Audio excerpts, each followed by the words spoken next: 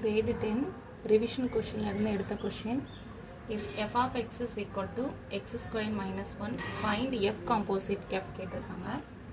So f composite f of x can be written as f of x. So நம்மளுக்கு f of x என்ன கொடுத்திருக்காங்க? x square minus 1. So இந்த f of x இருக்கிற இடத்துல நான் x square minus 1 போட்டிருக்கேன். அடுத்தது இப்போ நம்ம கண்டிஷனும் என்னது? f of x is equal to x square minus 1. அப்போ இதை நீங்கள் எக்ஸ்ன்னு கன்சிடர் பண்ணிக்கோங்க.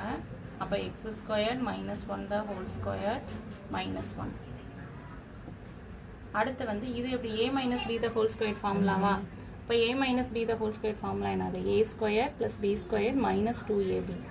அப்போ a ஸ்கொயர்னா எக்ஸ் பவர் 4, b ஸ்கொயர்னா 1 ப்ளஸ் 1 மைனஸ் 2ab. அப்போ 2x square minus 1.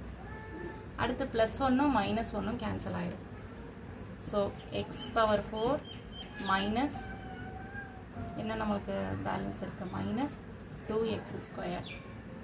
So F composite F என்னது நம்மளுக்கு? X power 4 minus 2x square. இந்த வீடியோ வந்து உங்களுக்கு பிடிச்சிருந்துச்சுன்னா சப்ஸ்கிரைப் பண்ணுங்கள், உங்கள் ஃப்ரெண்ட்ஸுக்கு ஷேர் பண்ணுங்கள். தேங்க்யூ.